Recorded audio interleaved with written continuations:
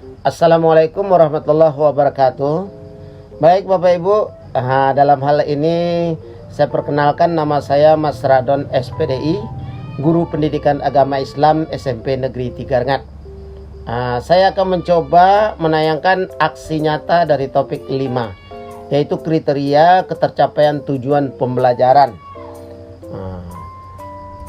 Kriteria ketercapaian tujuan pembelajaran atau KKTP sebenarnya apa sih? Apa itu KKTP? KKTP merupakan kriteria atau indikator yang menunjukkan sejauh mana peserta didik sudah mencapai kompetensi pada tujuan pembelajaran. Bagaimana fungsi KKTP tersebut? Ada beberapa hal tentang fungsi KKTP. Kita harus mengetahui bagaimana fungsinya. Kita lihat supaya sesuai dengan tujuan pembelajaran.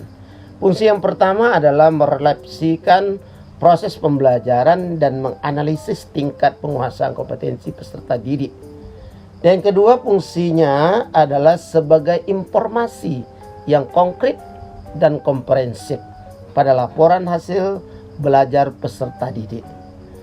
Namun kita mengetahui bagaimana tentang perbedaan KKM dengan KKTP. Yang dulunya daripada kurikulum sebelumnya ada tingkat ketercapaian siswa itu menggunakan KKKM, sedangkan sekarang KKTP.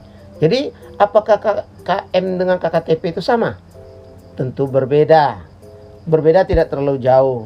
Sedangkan KKM itu pertama membuat angka. Jadi angka ada terhadap siswa itu angka tersendiri. Sudah dipatok dengan angka, contohnya seperti angka 8, angka 9 sudah punya patok. Yang kedua, bagi murid yang mendapatkan nilai sama, maka ketercapaian tujuan pembelajaran juga dianggap sama. Tetapi sekarang, setelah kurikulum merdeka, maka KKM ini dijadikan KKTP itu pertama membuat deskripsi konkret. Artinya, nilai siswa yang semula dia dapat sekian, berapa setelah proses terjadi, nilai itu ada perkembangan, perbedaan. Jadi inilah nilainya lebih, berapa kira-kira jarak perkembangan penilaian. Inilah. Yang kedua, bagi murid yang mendapatkan nilai sama, belum tentu memiliki ketercapaian tujuan pembelajaran yang sama. Jadi ada 3 macam pendekatan untuk merumuskan kriteria ketercapaian tujuan pembelajaran tersebut. Apa dia 3 hal itu?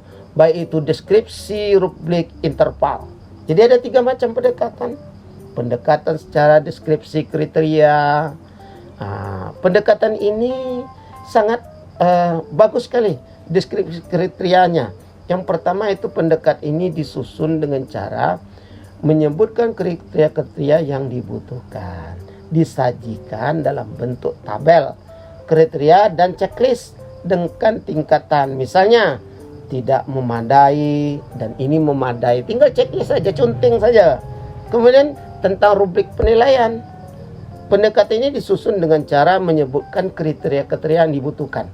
Apa yang dibutuhkan oleh siswa?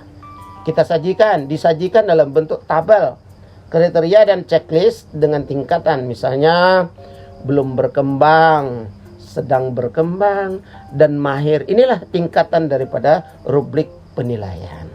Sedangkan yang ketiga adalah interval nilai. Interval itu adalah jarak. Pendekatan ini disusun dengan cara menyebutkan pembagian kriteria ketercapaian dengan interval nilai berjenjang yang dilengkapi dengan tingkat ketercapaian tujuan pembelajaran. Apakah belum tercapai, sebagian tercapai, dan tercapai tuntas? Inilah yang membedakan dari interval nilai.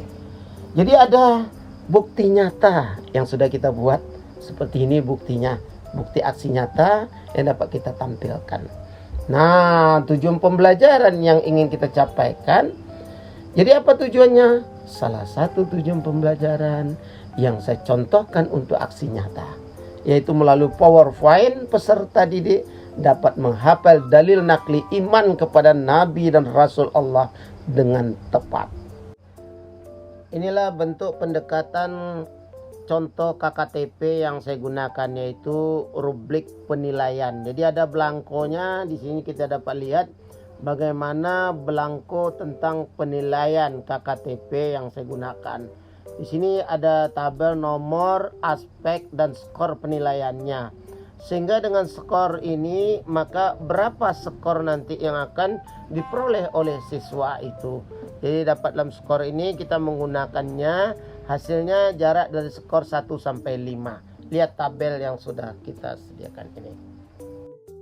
Nah, ini contoh dokumennya, dokumentasi. Kita coba nih, siswa sedang melakukan, dia bagaimana dalil nakli yang sedia hafalnya, bagaimana dalil nakli yang dibacanya. Ini sebagai dasar sumber. Kemudian dokumentasi, bagaimana dia menginspirasikan, bagaimana dia mengaksikan, dan bagaimana dia memaparkan dalam sebuah diskusi yang ditayangkan dalam dokumentasi ini. Oke. Terima kasih dan sampai di sini. Assalamualaikum warahmatullahi wabarakatuh.